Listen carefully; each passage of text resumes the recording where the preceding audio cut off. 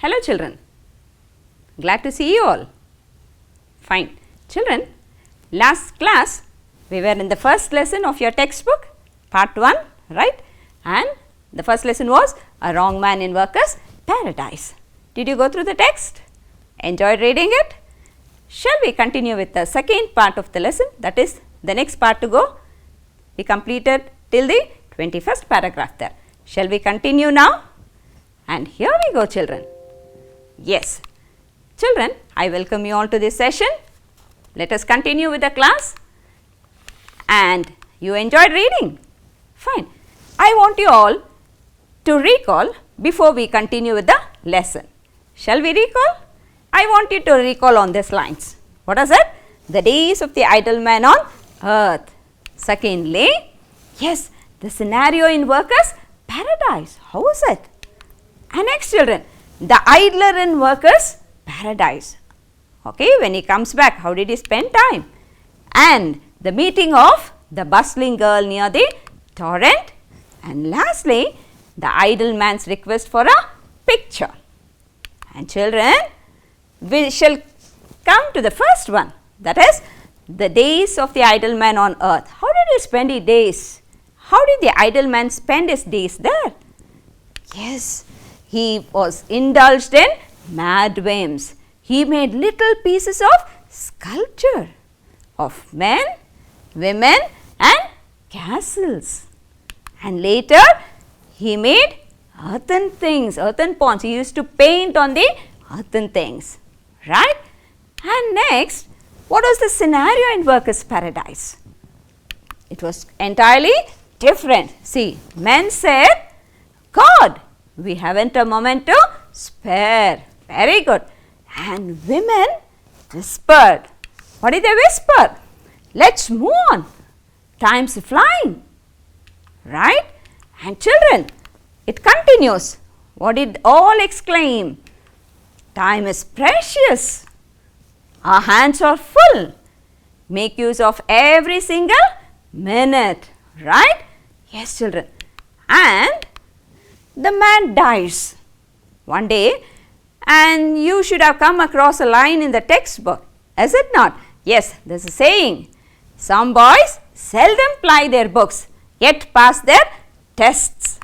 The same thing happened here.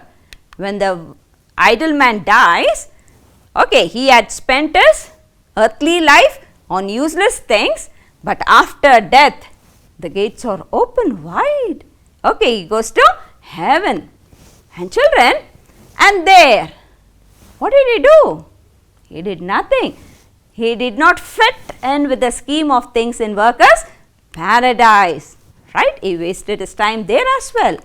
And children, he launched in the streets absently, jostled the hurrying men, lay down on the meadows and was taken to task by busy farmers.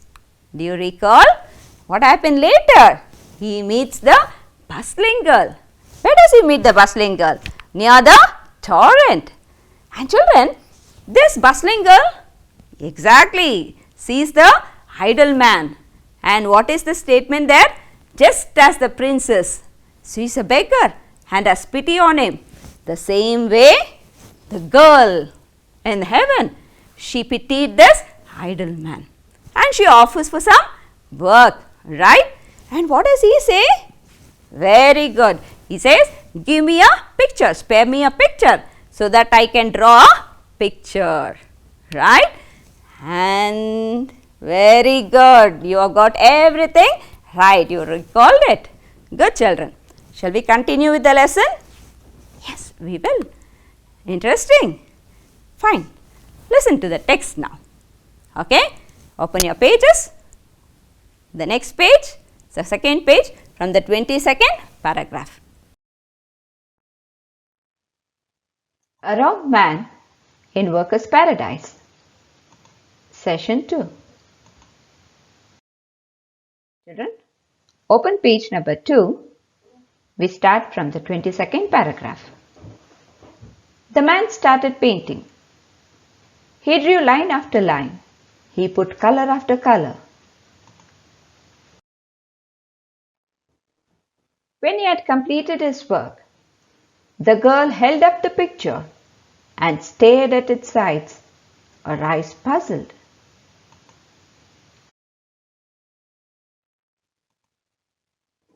Brows drawn, she asked, "What do they mean? All those lines and colors? What is their purpose?" The man laughed. "Nothing.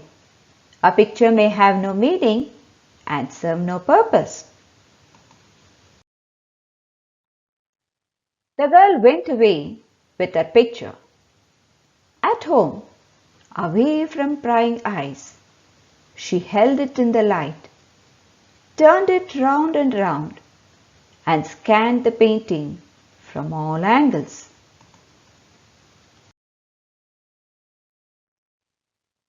At night, she moved out of bed, lightened the lamp, and scanned it again in silence.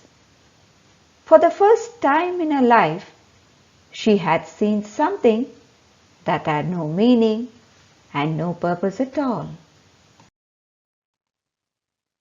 When she set out for the torrent the next day, her hurrying feet were a little less hurried than before, for a new sense seemed to have awakened in her, a sense that seemed to have no meaning and no purpose at all. She saw the painter standing by the torrent and asked in confusion, "What do you want of me?" "Only some more work from your hands." "What kind of work would you like?" "Let me make a colored ribbon for your hair," he answered. "And what for?" "Nothing."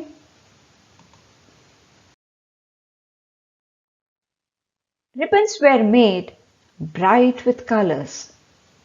The busy girl of Workers' Paradise had now to spend a lot of time every day tying the colored ribbon around her hair. The minutes slipped by unutilized. Much work was left unfinished. In Workers' Paradise, work had of late begun to suffer. Many persons who had been active before were now idle, wasting their precious time on useless things such as painting and sculpture. The elders became anxious. A meeting was called. All agreed that such a state of affairs had so far been unknown in the history of the Workers' Paradise. The aerial messenger hurried in, bowed before the elders, and made a confession. "I brought a wrong man into this paradise," he said. "It is all because of him." The man was summoned. As he came, the elders saw his fantastic dress, his quaint brushes, his paints, and they knew at once that he was not the right sort for Workers' Paradise.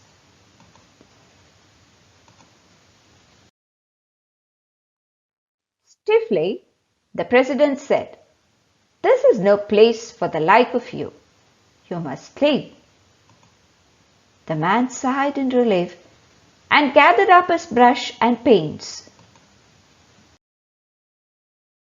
But as he was about to go, the girl of the silent torrent came up, tripping, and cried, "Wait a moment, I shall come with you." The elders gasped in surprise. Never before had a thing like this happened in Workers' Paradise, a thing that had no meaning and no purpose at all. Did you listen? Enjoyed it? Good. But there were a few words which were not familiar to you, right? You wanted to know the meaning of them? Here it goes.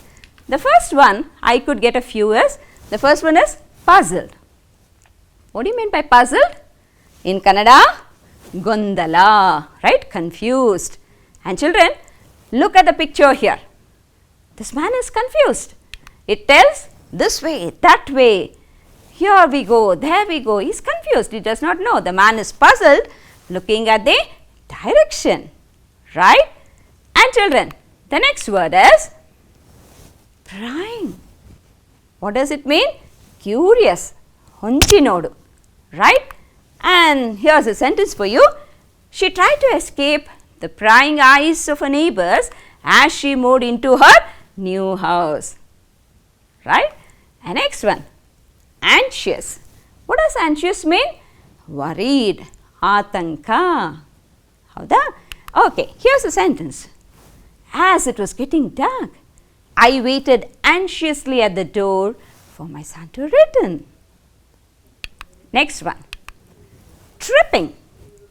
It means run with quick, light steps. Bega bega hejje hakodu. Okay? And look at the sentence here. As the baby fell down, I ran tripping to pick her up. Do you see? Fine. And with this, the list of words is completed. Did you understand the reading? Followed it? Follow the story? Shall we comprehend once? Let us understand. Okay? And here it goes for you. So, the man asks for the picture, right, to draw a picture in the previous class. And what happens? This girl, the bustling girl, gives the man her picture, right? And what does he do? He starts drawing line after line, colored it and painted it. Later, after the work is complete, he gave the picture to the girl. Beautiful picture, right? And look at the lines. And children, what happens later? The girl is puzzled, right? She sees the picture. The girl started wondering on the lines and colors. And later, she did not understand its purpose. Why is this line drawn? And later, she wanted to look on the lines once again. So, she goes back home and away from prying eyes, she scans the painting. But, does she find any meaning there? No, she could not find any meaning nor any purpose. And children, next day, she goes to the torrent. Earlier, her steps were hurried. Do you recall? Yes, but this time, it's very slow. Okay, what does she do? She meets the painter. What does he ask for now? He asks for some more work. And this time, what does he want to make? Colored ribbons. Exactly. So, he makes colored ribbon. And what does this girl do? Very good. She ties the ribbon, right? She spends most of the time tying colored ribbons to her hair. And what about the work? Much of the work was left unfinished. Okay? And children, later, it's not alone with the girl. Very good, you recall. Even work suffers in workers' paradise. Look at them. They are all sitting idly. And children, they were active before, but now they are idle. And they waste their precious time on useless things. What do they do? How do they waste their time? Yes, they waste their time on painting and making sculpture. And what happens? There's the meeting of elders called. So now they're all worried. What does this change? They're all worried. So they gather for a meeting. And there they state that, oh, such a state of affairs was unknown in the history of workers' paradise. We have not seen this long back. This is, yes, surprising. And children, what happens? The aerial messenger, he comes and makes a confession. What is the confession made? Yes, I have got a wrong man into the paradise. Okay, and later the elders, they come to a conclusion. So they make a verdict. What is that? Yes, looking at his attire, paint and brush, they decide that he was not the right sort there. Is it not? And children, what next? He is asked to leave the place. Okay? And as he is about to go with all his paints, brush, etc., the girl comes tripping and she announces that she wants to go with him. Listening to this, the elders gasped in surprise. Look there, she comes tripping. Okay, I want to come along with you. Yes, children, did you recall? Understood? How was it? Very nice. Enjoy the lesson, right? Yes, children. So, back after the class, you will take out the textbook and read out once again. And I hope you have got a textbook in your hand now. Yes? A pencil to write, a notebook. Fine, children. If you have understood this, children, having understood the text, you have understood the lesson. Now, if you happen to make a request to your friend, you are in a class, you have forgotten to get your textbook, how will you ask her? Yes, you say, can I have your textbook? Will you please give me your textbook? May I take the textbook from your bag? Is it not? Fine. This is how you make a request. And I want you all to watch a video on modal verbs, and there you have enough modal verbs that will help you to make request, okay, seeking permission, right? Shall we listen to it? Modal helping verbs modify the main verb by adding necessity or possibility. In this lesson, you'll learn how to use can, could, may, might, must, should, will, won't, and would. Use can and could to express ability and possibility. I can swim means I have the ability to swim. We could go to the movies means it's possible for us to go to the movies. You can also use them in the negative form to express no ability or no possibility. You can't enter the restricted area. This means it's not possible. He tried to call me, but he couldn't get through. Couldn't means it wasn't possible.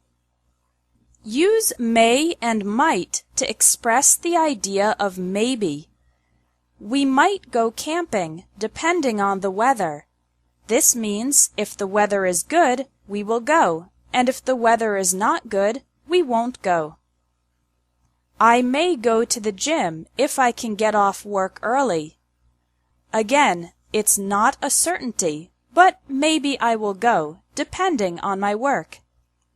Use should to give a recommendation or suggestion. If your head hurts, you should go to the doctor. This means I suggest that you go to the doctor. He should see that movie. He'd like it. This means I recommend that he sees the movie because I think he would enjoy it. Use must to express necessity. That means something is required.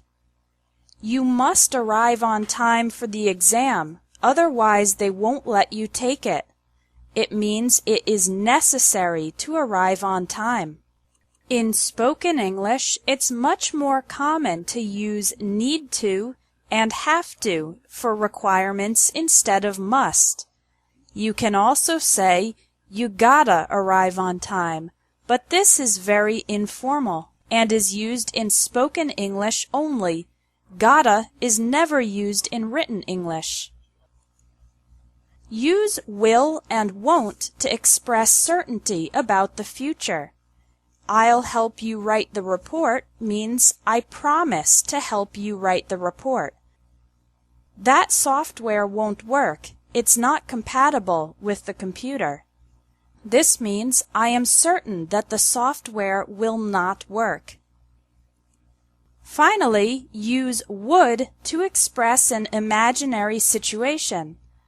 If I were a millionaire, I would give a lot of money away. Dana would study English if she had more free time. Both of these situations, being a millionaire and having more free time, are imaginary. They are not real, so we use would to describe what would happen in this imaginary situation. In spoken English, we normally shorten the word would. If I were a millionaire, I'd give a lot of money away. She'd study English if she had more free time. When asking a question using a modal helping verb, the word order changes. I can swim is the statement, but when asking a question, the modal verb comes before the subject. Can you swim? Here's an example with could. Could we go to the movies? The modal verb could comes before the subject we, and in the answer, it's reversed. Yes, we could. You should see that movie. Should I see that movie? I would give money away. What would you do? In questions, always put the modal helping verb before the subject. Oh, great. You have understood. Children, now you will have to work on the exercise under speaking activities in your textbook on page 10. The heading is Making Request. Kindly work on that. We will go to the next one. Now, you happen to meet your friends or a stranger on the way when you are going to school or elsewhere. You come across people who ask you for directions. How can I reach the place? Right? What do you do then? You guide them. And what are the terms you use for giving them direction? Exactly. Maybe a few I have listed here. Check. You say go straight, or you say turn right and turn left. Do you use this? And next, children, look at this. U-turn. You make a U-turn. And you also use go past. Look at the picture. And you also use take the second right, or you also use take the first left. Okay. You may also use it's round the corner. See, when do you use this? It's round the corner. Do you see a picture there? Yes. Is it not? So, these are some of the terms you may use while guiding someone, a stranger, for directing them, showing him the direction. Is it not? Now, I want you to listen, okay, to this and understand how can you give direction. Okay, this will be of help to you. Shall we listen? Writing a guided paragraph using a map. Activity 4. Look at the map. Complete the directions to get to the post office from the Nile Hotel. So here is the map. In the map we can find this is the Nile Hotel, and we have to go to the post office. In the map we can find the post office here. So we have to decide how to go from the Nile Hotel to the post office. Before completing the paragraph, we have to read out the paragraph very carefully, because we can see there are two ways to go to the post office, but which one we should complete. After reading the paragraph we can decide. Let's see the paragraph. In the first line it says, come out of the Nile Hotel and turn. We have to decide this is the Nile Hotel and come out. And our map shows that we have to go to the left. So come out of the Nile Hotel and turn left. So come out of the Nile Hotel and turn left. After that, in the second line we see, go Al-Khabir Street. So there is a turning at the traffic lights. The road goes to this way and it can lead you to the post office. But this is not Al-Khabir Street. So we cannot take this way. We have to come out from the Nile Hotel and go straight along Al-Khabir Street. This is the Al-Khabir Street. So how to write, how to complete here? Go along Al-Khabir Street. And there is another information you can find. There is a park on your, we have to decide where is the park. This is the park. So when you go along Al-Khabir Street, the park will be on your, we can decide easily that the park will be on your right. And after the park, there are some traffic lights. So if you want to go to the post office, then at the traffic lights, you should take the right turning. At the traffic lights, then we have to take the right turn. At the traffic lights, turn right into Rui Street. And we can find this is the Rui Street here. After the park, there are some traffic lights. And at the traffic lights, turn right into Rui Street. Now read the sentence. Go on until you come to a. If you want to go to the post office, then you will have to come up to the roundabout. So go straight on. We can write here, go straight on until you come to a roundabout. This is the roundabout. Go straight on until you come to a roundabout. At the roundabout, then we have to take the right turn. This is the roundabout. And after, you will have to take the right turn here. Turn right and then take, we can see in the map that after taking the right turning, then you will have to take the first turning on your left. There is another road here, so you need not to go up to this. If you want to go to the post office, then you will have to take the first turning on your left. I am writing here, you come to a roundabout, turn right, and then take the first turning. I'm writing here the first turning on your left. We can see in the map, after the roundabout, take the first turning on your right, and then after, take the first turning on your left. The post office is on your, we can find this is the post office, and this is the post office on your right. And there is another information. It is just opposite a mosque. We can write here, it is opposite a mosque. This is the mosque here and the post office just opposite. So these are the directions to go to the post office from the Nile Hotel. Children, so are you through? Can you guide somebody? Can you lead them to reach the destination? Yes, I think it was of help to you, right? And as you have understood the text, the first lesson, right?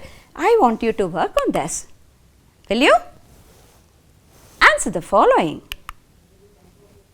Men in workers' paradise say, God, we haven't a moment to spare.